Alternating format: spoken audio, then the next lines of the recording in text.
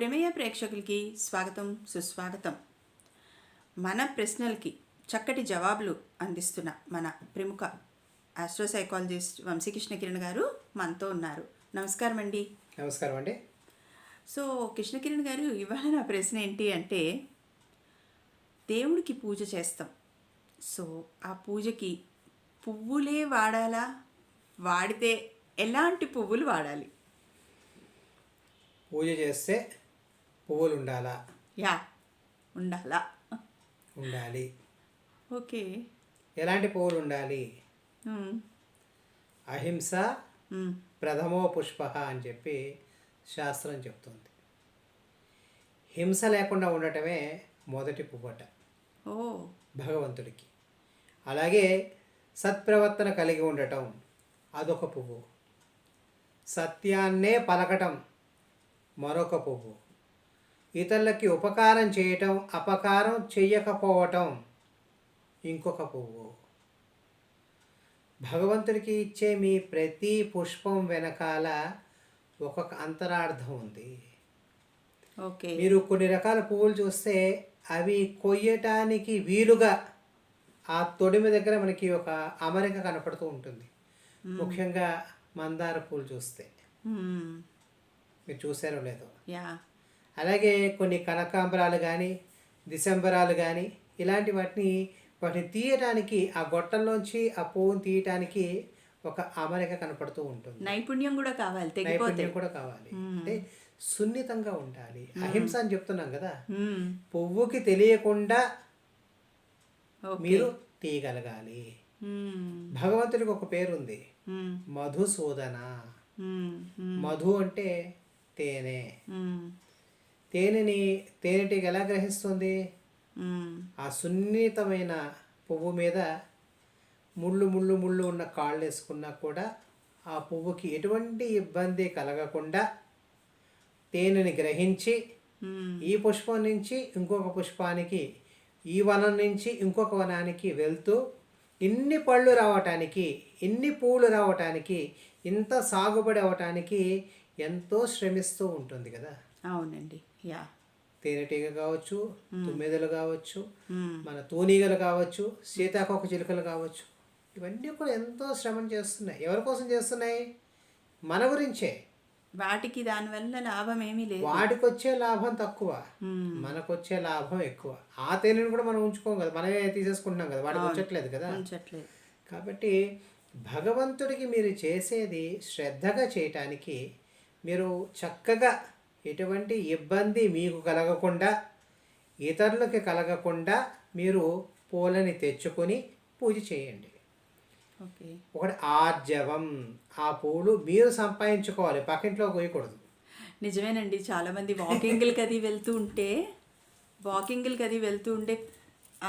పక్క కాంపౌండ్ నుంచి కోసేస్తుంది. పార్కుల్లో పువ్వులు, ఆలయాల్లో పువ్వులు, పక్కింటి వాడి పువ్వులు, కింద పడిపోయిన పువ్వులు, ఒక్క పారిజాతం మాత్రమే దీనికి మినహాయింపు. ఓకే. మిగతా ఏ పువ్వు కూడా కింద పడితే మీరు పెట్టకూడదు. కడిగిన పూలు పెట్టకూడదు. అలాగే వాసన సరిగ్గా లేని పూలు పెట్టకూడదు. అంటే తులసి దళానికి ఈ మినహా. తులసి పువ్వు కాదు కదా, తులసి దళం. పత్రం కాబట్టి అది వేరే విభాగంలోకి వస్తుంది. అలాగే సరిగ్గా రెక్కలు లేనివి పెట్టకూడదు. రెక్కలు తుంపి పూజ చేయకూడదు. ఓకే. భగవంతుడు ఒక శరీరం, మనం అంగాలం కదా. ఒక కాలు ఒక చెయ్యి ఎలా నడుచుకుంటూ వెళ్ళే అనుకోండి, మనకి ఎబ్బెట్టుగా ఉంటుంది, భయం కూడా కలుగుతుంది కదా. కాబట్టి పువ్వులు తురిచి వేయకూడదు. ఒకే పుష్పం ఉంది, ఒకే పుష్పాన్ని ఆ ముడి అంటే తలలో అన్నా పెట్టండి, లేదా పడి కాళ్ళలో అన్నా పెట్టండి, ఎక్కడన్నా పెట్టండి, కానీ మీరు చక్కగా ఉంచండి. ఆ పువ్వులోని సౌందర్యం మీ మనసులోని సౌందర్యాన్ని ప్రతిబింబించేలా చూసుకోండి. తద్వారా మీరు చక్కగా ఆనందంగా ఉండే ప్రయత్నం చేయండి. దీని వెనకాల మళ్ళీ ఏంటి? మళ్ళీ మనం ఆనందంగా ఉండటమే. అలంకరణ, సువాసన అవన్నీ కూడా. అలాగే కొంతమంది ఆ పూలు తీసుకుని వాసన చూసి వాళ్ళు పెట్టుకుంటూ ఉంటారు, ఆడవాళ్ళు. ఒకప్పుడు మగవాళ్ళు కూడా పెట్టుకునేవారు, ఇప్పుడు కుదరట్లేదు కాబట్టి ఆడవాళ్ళు పెట్టుకుంటూ ఉంటారు. కొన్ని చోట్ల చూస్తే మగవాళ్ళు కూడా పువ్వు చేతికి ఇచ్చారనుకోండి, చెవిలో పెట్టుకుంటూ ఉంటారు. అంటే చెవికి ఒక గురు స్థానం ఉందన్నమాట. కుడి చెవిలో బృహస్పతి ఉంటాడని చెప్తుంది శాస్త్రం.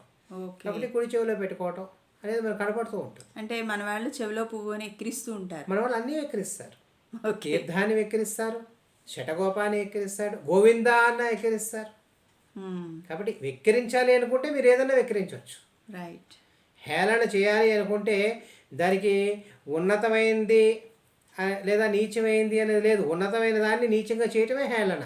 అవును. కాబట్టి ఎలాగైనా చేయొచ్చు. కాబట్టి ఆ పువ్వులు తీసుకునే దానిలో మీరు ఇది గమనించండి. ఇంకొకటి, చేతిలో కొయ్యకూడదు పువ్వులని. ఒక బుట్ట, పాత రోజుల్లో ఒక 20 ఏళ్ల క్రితం 30 ఏళ్ల క్రితం చూస్తే గుడికి వెళ్తే మీరు ఒక బుట్టతో వెళ్ళేవారు. అవునండి. ఆ బుట్టలో ఒక కొబ్బరికాయ, పువ్వులు, బెల్లం, ఏవో దీపం, నూనె, సెమ్మలు ఏవేవో తీసుకుంటూ వెళ్ళడానికి వెళ్ళేవారు. ఇప్పుడంతా మనం పాలిథిన్ యుగంలోకి వచ్చేస్తాం కాబట్టి మనం ఏవీ తీసుకెళ్ళాం. అవును. గుడి ముందే కొంటూ ఉంటాం, తీసుకొచ్చి గుడిలోనే వేసేస్తూ ఉంటాం అవును కదా. కాబట్టి బుట్టలో కొయ్యాలి పూలు, లేదా వస్త్రంలో కొయ్యాలి. ఓ వాటిని స్నానం చేసి కొయ్యాలి. ఓకే. చెప్పులు ధరించి కొయ్యకూడదు. ఓ ఇవన్నీ నియమాలు. ఓకే. కానీ ఇవన్నీ కుదరట్లేదు కాబట్టి మనం ఏం చేస్తున్నాం, ఈరోజు పూలు రేపటికి, ఎల్లుండికి, అవతల ఎల్లుండికి 2 రోజుల పండగ ముందే మన పూలు కొంచెం చవకగా వస్తాయని చెప్పి తెచ్చుకుంటున్నాం, ఫ్రిడ్జ్లో పెడుతున్నాం, మనం పెడుతున్నాం, వాటిని తిరిగి పెడుతున్నాం.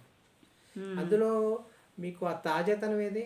అవును అవును కదా. మీరు ఫ్రిడ్జ్లో ఉన్న ఆహారం రుచిగా ఉండొచ్చు, తాజాగా ఉండే అవకాశం లేదు.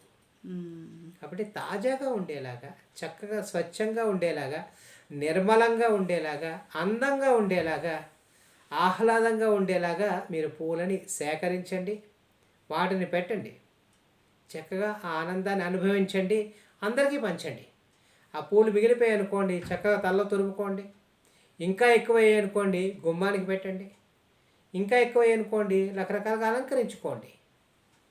పువ్వులు అనేవి మనలోని సౌందర్యాన్ని, మనలోని కల్పనా శక్తిని కూడా, రెండింటిని కూడా చక్కగా సమన్వయం చేసే శక్తి కలిగినవి. ఒక సున్నితత్వ భావాన్ని. సున్నితం. అందుకే స్త్రీలను కూడా పూలతో పోలుస్తుంటారు. అంటే ఆ సున్నితం అనేది ఎలా ఉంటుందంటే, ఒక పువ్వు అంటే అది విరిసే సమయాన్ని మనం చూడగలిగామంటే మనం చాలా అదృష్టవంతులం కదా. కొన్ని చూడండి, బ్రహ్మకమలం లాంటివి రాత్రి విడిచి పొద్దునకి వాడిపోతాయి. అవును. అవి ఎప్పుడు విడుస్తాయో తెలియదు. అవును. కానీ కొన్ని పూలు అలాగే ఉంటాయి. ఒక గులాబీ పువ్వు ఉందనుకోండి, అలాగే ఉంటుంది.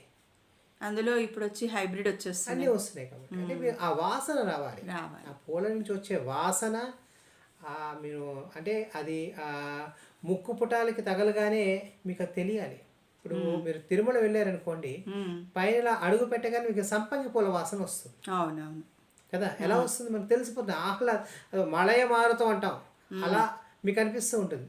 అదే సింహాచలం వెళ్ళారనుకోండి, మీకు అలా ఆ వాసన తెలుస్తుంది. కాబట్టి అది మీరు అనుభవించాలి. భగవంతుడు అందులో ఉంటాడు, కనపడకపోవచ్చు, కానీ ఆ వాసనలో ఉంటాడు, ఆ స్వచ్ఛతగా ఉంటాడు, ఆ పవనంలో ఉంటాడు. కాబట్టి మీరు అనుభవించటానికే ఇవన్నీ పాటలు వెనకాల రహస్యం ఏంటంటే, మీరు భగవంతుడి యొక్క శక్తిని అనుభవించి ఈ జన్మకి ఒక సార్థకత చేసుకోవటానికి చేసే ఏర్పాట్లు ఇవన్నీ కూడా. ఓకే ఓకే, చక్కగా వివరించారండి. అంటే పుష్పంలో ఏముంది అంటే 108 పూలతో పూజ, అది మీ ఓపిక. మీకు వేదం చెప్తుంది ఏంటంటే, 10 చేతులారా సంపాదించండి, 100 చేతులారా ఖర్చు పెట్టండి. ఈ 100 చేతులు ఎలా వస్తాయి? మీరు 10ని 10తో భాగిస్తే కానీ 100 అవ్వవు. మీకు విరివిగా పుష్పాలు వచ్చాయనుకోండి, 108 పెట్టండి. ఒకే రోజున అందరూ పెట్టారనుకోండి, మీరు ఆ దిగుబడి కావాలి కదా. అంటే 108 రకాలు, అది మీ మీ యొక్క భావనలు. ఓకే ఓకే, మీ యొక్క భావనలు. ఒకే రంగు డిజైన్ ఉన్న చీర రకరకాల రంగుల్లో ఉందనుకోండి, ప్రతి రంగు నచ్చుతుంది కొంతమందికి, కొంతమందికి ఏమో నచ్చకపోవచ్చు. ఇవన్నీ మనం చేసుకునే సంఖ్యలన్నీ మనమే. ఉన్నది ఒకే ఒక సంఖ్య, అది ఒకటి, అది భగవంతుడు, పరమాత్మ ఒకడే. ఆ పరమాత్మకి మీరు ఎలా సమర్పించుకుంటారు అనేది మీ ఇష్టం. ఇవన్నీ ముద్దలు లాంటివి మాట. చిన్నపిల్లలకి ముద్దలు ఒకే నిష్పత్తిలో పెట్టరు కదా. కొంచెం ఎక్కువ పెడతారు, కొంచెం తక్కువ పెడతారు, ఒకసారి చారుతో పెడతారు, ఒకసారి పప్పుతో పెడతారు, ఒకసారి పెరుగుతో పెడతారు, ఒకసారి ఏమి పెట్టరు. కాబట్టి ఇవన్నీ కూడా మనం ఏర్పాటు చేసుకున్నవి. మీకు ఓపిక ఉంది, శక్తి ఉంది, మీ దగ్గర ధనం ఉంది, మీకు సౌలభ్యం ఉంది, 108 కాదు, 1,08 పూలు పెట్టండి. యా కానీ మీరు ఇబ్బంది పడకుండా చేయాలి. యా అంటే అవి సేకరించేటప్పుడు మరింత జాగరూకతతో ఉండాలి. మీరు ఏది ఇబ్బంది పడకుండా మీరు చేయగలిగితే చాలా గొప్ప విషయం. కొన్ని రోజుల క్రితం మన ఉమ్మడి రాష్ట్రానికి రంగరాజన్ అనే గవర్నర్ గారు ఉండేవారు. అవునండి. ఆయన భార్య ఉండేది ఒక ఆవిడ, మ్మ్. హరిప్రియ ఆవిడ పేరు. ఓకే. ఆవిడ ఒక కార్యక్రమానికి వెళ్తే పూలన్నీ వెదజల్లారు. మ్మ్. ఒక గవర్నర్ భార్య అయినా కూడా ఆవిడ ఆ పూలను తొక్కకుండా అవన్నీ జాగ్రత్తగా చేత్తో జరుపుకుంటూ ఆవిడ వెళ్ళింది. ఆవిడని చూసిన సెక్యూరిటీ వాళ్ళు కూడా ఆవిడ వచ్చిన ఆ దారంతా కూడా ఆవిడ పూలన్నీ కూడా జరిపారు. అంటే అంత సెన్సిటివ్గా ఉండాలి. యా ఒక పువ్వును తొక్కకూడదు. మ్మ్. మ్మ్. దీన్ని కదిర్ అనే దర్శకుడు ప్రేమదేశంలో చాలా బాగా చూపిస్తాడు అనమాట. ఓకే. ఆ కళాశాలలో పూలన్నీ రాళ్ళు పడిపోతూ ఉంటాయి. టాబు నడుచుకుంటూ వస్తుంది. మ్మ్. అయ్యో ఆ పాదాలని మేము తాకలేమే